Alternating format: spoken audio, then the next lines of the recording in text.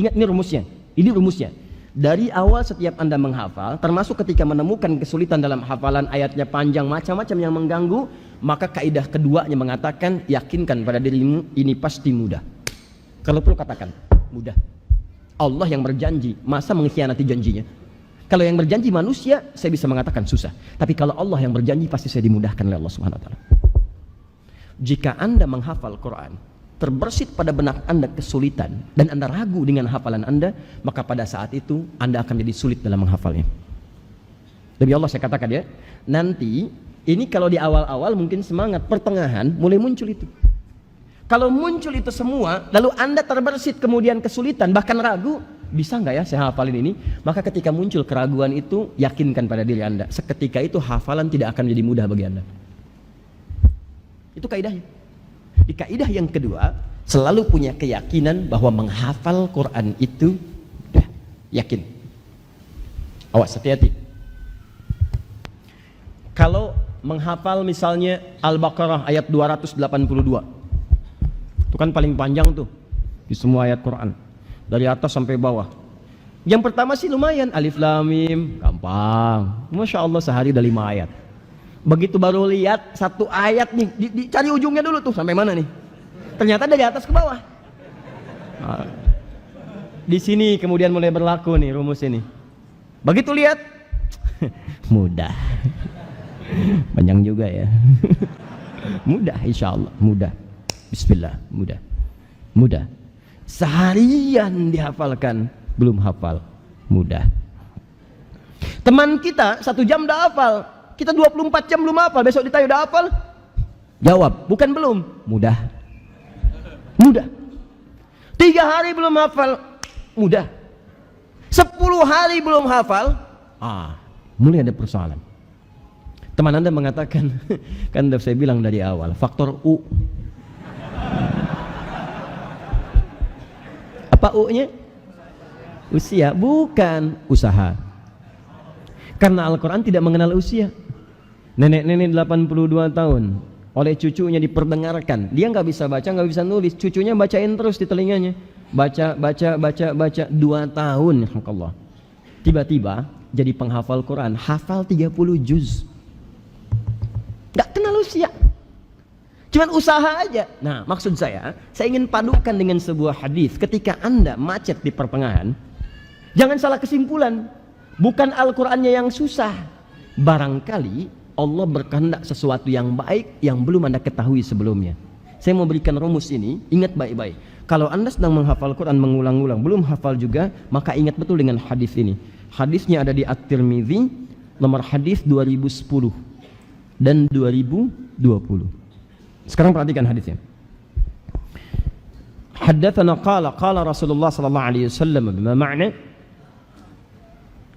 telah menyampaikan kepada kami, telah bersabda Rasulullah sallallahu alaihi wasallam, man qara'a harfan min kitabillahi, siapa yang membaca 1 huruf saja dari kitabullah Al-Quran, falahu asyru hasanat, dia mendapatkan nilai 10 kebaikan di sisi Allah.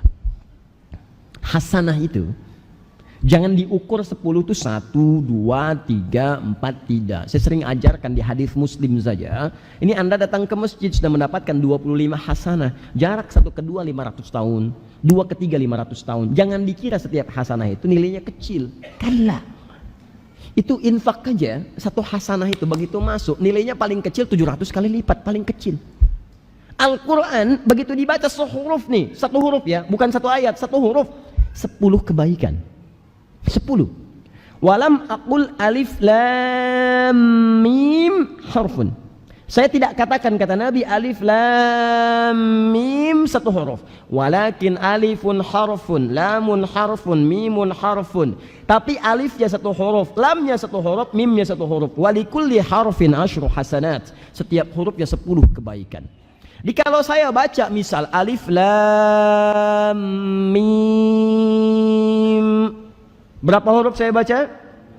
Baik, hitungan biasa 3 kali 10 dapat 30 kebaikan.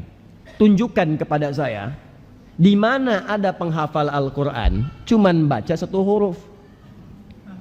1. Penghafal Quran itu mustahil baca sehuruf aja, mustahil. Mustahil.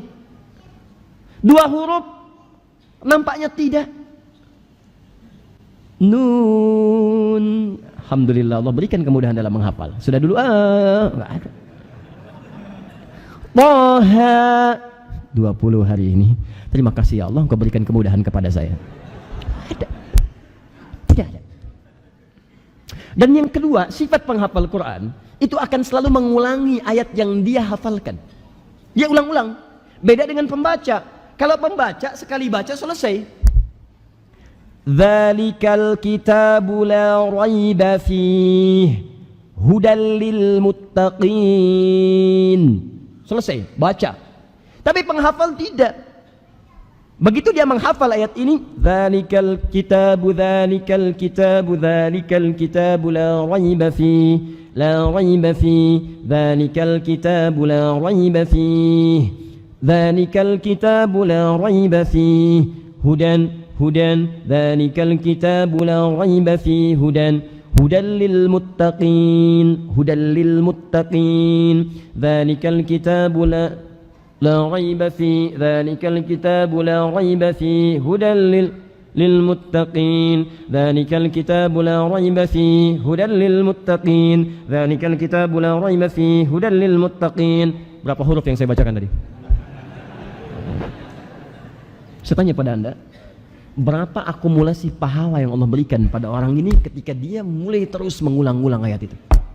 Demi Allah saya katakan, saat Anda macet di ayat terpanjang dalam Al-Quran dan Anda memandang dengan akal Anda kesulitan menghafalkannya, maka pada saat itu pandanglah dengan iman Anda. Barangkali saat detik itu Allah bukan ingin memberikan banyak ayat yang Anda hafalkan, tapi Allah ingin melimpahkan banyak pahala yang Anda butuhkan. Hei fulan, saya jadikan dia cuma 1 jam hafal karena pahala dia udah banyak. Dia dari dulu ngapalin Quran, dosanya dikit, amalan banyak, malam-malam tahajud, Senin Kamis puasa. Ya kamu kemana aja? Baru ingat saya 3 hari ini, baru pengen jadi ahli Al-Quran 2 hari ini. Terus kamu pengen kemudian hafal dengan cepat? Tidak, aku inginkan kamu banyak mendapat pahala untuk menutupi dosa-dosa yang kemarin pernah kamu lakukan. Setelah itu aku akan percepat melebihi teman-temanmu yang lain. Jadi kalau Anda macet dalam 1 ayat, bayangkan pada saat itu bukan Allah menginginkan kita lambat dalam menghafal, tapi Allah ingin mengalirkan pahala untuk menutupi dosa-dosa kita di saat itu. Jelas ya? Ini cara menghadapi. Jadi kalau Anda cara berpikirnya demikian, akan selalu mudah dalam menghafal Quran.